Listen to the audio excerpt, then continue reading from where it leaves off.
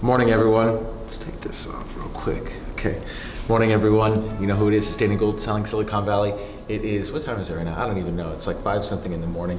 And I wanted to take this opportunity to walk you all through how us as real estate agents are selling homes during COVID. So what you're gonna see today is basically a day in the life of our team and how we're adjusting and coping with this pandemic and how we're still overcoming, thriving, and ultimately selling these homes safely, effectively, and for the highest possible price. If you're a seller and if you're a buyer, for the best possible price.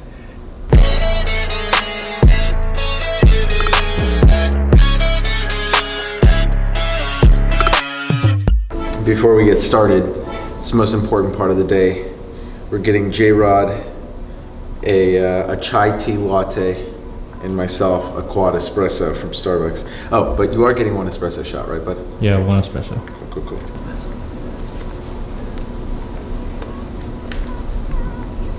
Wear your mask, everyone. I am 12% body fat or less. More like 15. By June. A couple questions that I get asked a lot, especially recently, which is weird. 2 questions. Number 1 question I get from all my friends is why I wake up so early, or how do you do it? You know, obviously here in Silicon Valley, this isn't a blue collar town. Truthfully, most of the tech workers here have a very flexible schedule, and so, you know, a lot of my friends don't wake up, you know, anywhere close to where I do, which is around 5:30 in the morning, just depending on the day. I don't have like a set time every single morning, like that doesn't really work for me. But before, I used to do it out of discipline, right? It was a daily discipline that I did my best to abide by, simply because a lot of people that I had respect for told me that it was a good idea to do. But there was really no reason behind it. Now, I get up out of necessity. I mean, Hans will tell you that we were on the phone with clients until literally 9:30 p.m. last night. And I got to the office at like 5:45. So I literally did not stop working between 5:45 and 9:30 p.m. The only thing that I took a break for was like a 2-hour like workout, and that was it. So the days are definitely getting longer for me right now, which is totally fine. You know, we're in massive growth mode. The team is doing way more deals than we've ever done. We're adding team members constantly. We're filling our pipeline with potential buyers and sellers. So it's and not only that, but then we're adding more administrative staff. So if I'm not training the new admin, I'm training the new agents, and if I'm not training the new agents, then I'm closing deals, and if I'm not closing deals, then I'm probably at the gym. So, and how do I do it? Well, I guess it's hard, and I'm not going to sit here and pretend that it happens every single day. Waking up early is not natural for me at all. In fact, I would say it's anti-natural for me. My best buddy Tony, like roomed with me practically all 4 years at Stanford, will let you know that I am naturally a sleep-in person, you should say. Probably slept in till 10 or 11 every morning when I was an undergrad. So I'm not a morning person at all. But sometimes, in order to get what you want, you have to grow into the person that you want to be. And there are certain things that a person like myself wants to be that requires us to just work more hours, be awake for longer, and achieve more simply because we have more hours in the day to do it. I'm Danny Gould, and I'm selling Silicon Valley. All right, guys, so super quick here. It's about 8:30. I just knocked out about 2 hours worth of back-end work that needed to get done. So all that's taken care of. The home should be coming in any minute now.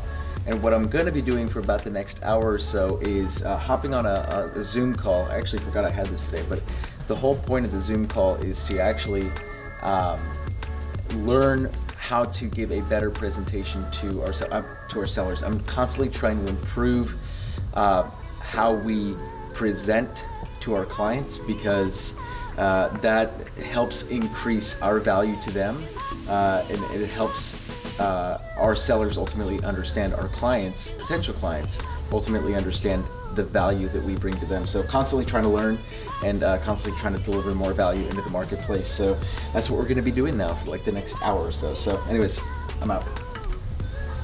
Busy morning. Nahome's over there doing the thing. J-Rod's here doing the thing. And I was doing the thing, but now I'm going to go do the thing. It's gym time. It's workout time. So I'll be back, but you fellas keep doing what you want to do, what you need to do. All right, cool. I'm out. See you guys in a little bit. We're off to go shoot a virtual open house right now in Gilroy, but it's about that time of day, J-Rod. You know what time it is, buddy? What time is it, baby? What time is it? Time. It's boba time. It's like dessert. All right, J-Rod. This is literally gonna be the most epic fucking negotiation that I've ever done. And I am going to set the record so fucking high that every single seller in Evergreen is gonna call Danny fucking Gould. You can't see them unless you do the aerial video. There's an aerial video on the platform and lots of times people miss it. All right guys, so what we just wrapped up shooting was a virtual open house for this listing here in Gilroy, beautiful wine estate, and we're partnering with the listing agent, Patty Felice. She's honestly one of the biggest agents in Silicon Valley. So the whole point of the virtual open house is to drive virtual traffic to the property. Because of COVID and everything, we've had to adjust the way in which we market homes. And so one of the things that my team has done is this virtual open house strategy where we're partnering with other agents and basically hosting for them, right? So obviously we have the setup, we have the gear, everything, and we have the manpower to do it. So we have been, we've been working now with Patty and a few other agents as well on these virtual open houses, and we've had a lot of fun with them. And the best part is that you're probably wondering, well, you know, why are we partnering with other agents like that? Well, there's two sides to every transaction, right? And so obviously she's representing the seller, and in doing this, we're bettering our chances, or improving our chances, I should say, of finding a buyer. So this is definitely a different way, a novel way of marketing properties. But I'm actually very convinced now that I've been doing this for 3 months now, 4 months now, J-Rod, that we've been doing virtual open houses. Yeah, it's been about like since quarantine. Yeah. So, and we've experimented with a lot of different strategies. The first one was, we did like a Zoom call in, and then we had like people kind of like walking people, talking to them about the property. But we found the best way, which is to just do a very comprehensive walkthrough of the home. Jared, throw up a little clip of the virtual open house just now. That whole virtual walk, we've done the same thing for all of our listings, and obviously when a seller sells with us, we give them, you know, the Rolls Royce treatment. Right? They get the premium, top of the line luxury, regardless of what the price of the home is. Virtual and digital strategies. So it's just the beginning, everyone. All right, guys, we're here at 88 Keys Restaurant in Morgan Hill with Mark and Susan Gaetano. They are the newest members, officially, of the Selling Silicon Valley group. Yeah, Mark and Susan! I'm excited as hell. Very excited to have met up with Danny. That makes 3 of us. What we're doing right now, we have 36 offers on a property that we just listed for sale last week. And so all day, Heather, our listing manager, has been sifting through the offers, making sure that all the terms and everything are kind of like updated into our spreadsheet. That's our process. So if you're wondering like what that looks like, basically she receives all the offers, sorts through them, puts them into Google Drives, and labels them offer 1, 2, 3, 4, 5, 6, 7 until 36. And then in those little packets, or in those little folders, she includes all the supportive documentation and whatnot, right? And then in the spreadsheet, she'll refer to all the offers, their terms, and that, right? So I will say that we already have offers that are $200,000 over asking price, which is amazing. And I'm going to have a field day with these people, and they don't even know it's coming, because Selling Silicon Valley is the best negotiator in the entire Silicon Valley. Are you guys happy? I'm happy, because it's already going to sell for an incredible price. I'm pretty stoked. Yeah. You know, we put a lot of blood, sweat, and tears in that place when we were cleaning that thing up. So I'm glad it showed good. You know what, guys? And honestly, that trip out here was the greatest investment that you made in that property, because I guarantee you, we wouldn't have gotten nearly as good offers if it didn't show the way that it did right now. Because even though obviously it's old, but the condition, it looks good because of all the things that you did to it. And then also, you know, your cousin going in there and like cleaning off some of the walls too and everything, like that was a big help too. It just shows clean, right? And so that yeah, I mean, we're definitely in for a good one here. So this is gonna be fun. I'm gonna work on getting all these out to you, and you should see it, Mary, in your inbox by hopefully 6:30.